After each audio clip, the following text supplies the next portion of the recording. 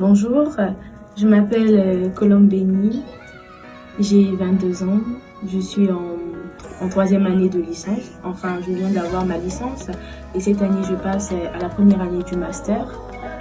Je suis responsable de la louange des jeunes dans mon assemblée.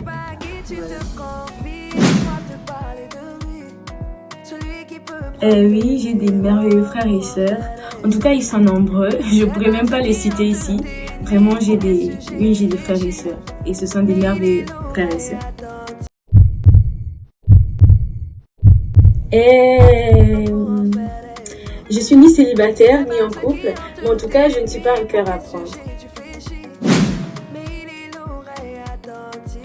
Pour moi, l'homme parfait n'existe pas. Parce que déjà, la perfection émane de Dieu. Et je suis pas pour ceux qui disent que l'homme parfait existe. L'homme parfait n'existe pas, mais par contre, on peut trouver l'homme idéal pour nous, bien sûr. Je mets un peu de tout. Je suis genre garçon, fille. En fait, ça dépend du lieu ou du milieu où je me trouve. Par exemple, là, je suis en garçon, mais il y a des moments où je peux être vraiment fille et il y a des temps où je peux changer. Donc, je pourrais pas bien signifier mon style vestimentaire, mais ce qui est sûr, je peux être en tout. Garçon, fille, madame, voilà. J'ai pas de chanteur préféré, donc disons, ils sont nombreux, mais je peux citer quelques-uns que j'écoute beaucoup. Il y a Maman Dena Moana, il y a ma soeur Morija, et dans la jante masculine, il y a Papa Moïse Mbiye et il y a mon frère David Izé.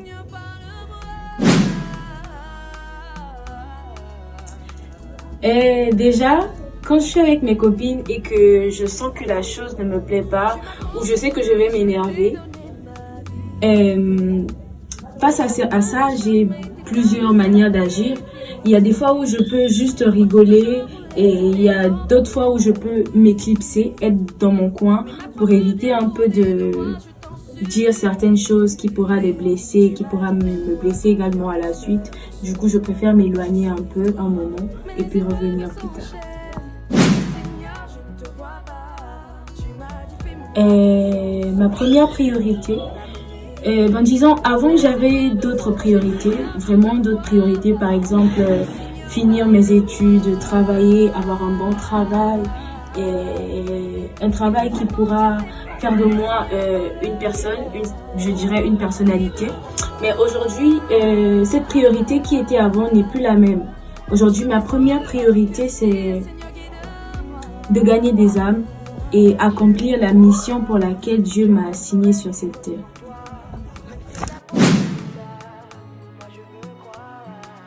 Et ma plus grande erreur, je dirais,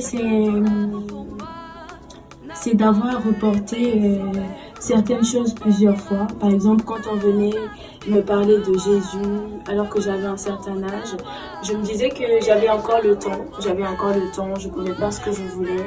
C'était vraiment ça ma plus grande erreur. Ma plus grande erreur, c'était refuser d'accepter le Seigneur quand on venait me présenter Jésus, avant de faire certaines choses, et ces choses qui m'ont mis dans certaines situations.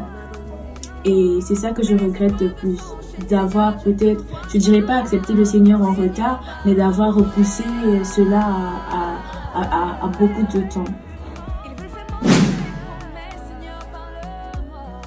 Ma plus grande peur, c'est de mourir et de ne pas faire, ou je dirais accomplir la mission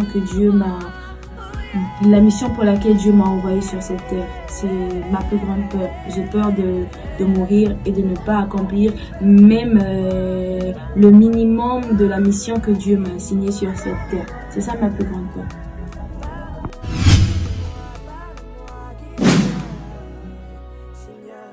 Alors je dirais comment je vis ma vie chrétienne.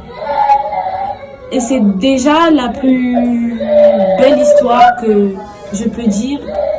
je la vis beaucoup mieux. Quand je voyais certaines personnes parler de la vie chrétienne, pour moi, je me disais que j'allais être coincée, ça allait être pour moi une chose que je n'allais pas pouvoir faire, que je n'allais peut-être pas pouvoir vivre, parce que pour moi, j'avais une certaine manière de voir la vie chrétienne. Mais aujourd'hui, je la vis beaucoup mieux et je peux dire que c'est vraiment une belle histoire d'amour, une belle expérience.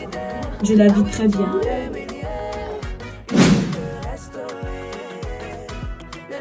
Oui, j'arrive à m'amuser comme tous les jours. Je m'amuse, je dirais, je m'amuse et c'est très bien. Avant, je me disais que quand tu acceptes Jésus dans ta vie et que tu deviens chrétienne, il y a certaines choses que tu ne pourras plus faire, tu seras coincé. Et voire même qu'il y a certaines personnes qui disaient tu as donné ta vie au Seigneur trop jeune, tu ne pourras plus t'amuser. Mais je rassure à quelqu'un que tu peux être jeune et vivre ta vie comme tous les jeunes. Bien que tu ne feras pas tout ce que les jeunes font, mais tu vas tellement bien vivre ta vie chrétienne et ça va t'éviter à faire certaines choses. C'est ça.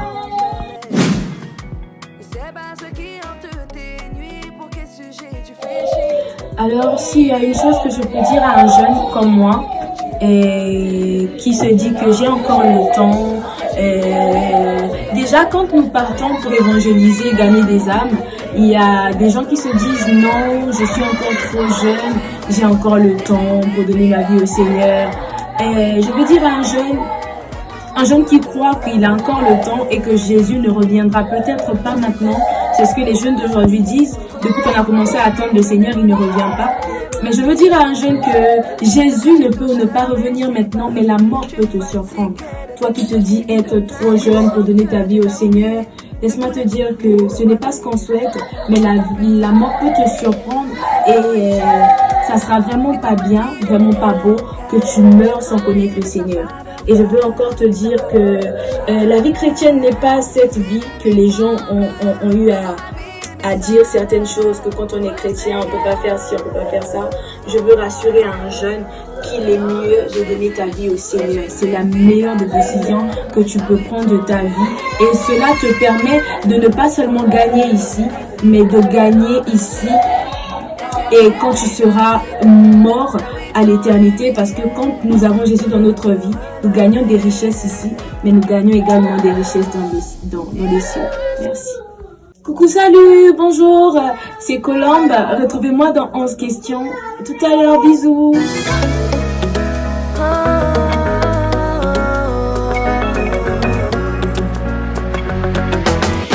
Je ne sais pas à qui tu te confies, laisse-moi te parler de lui. Celui qui peut prendre des héros pour en faire des héros.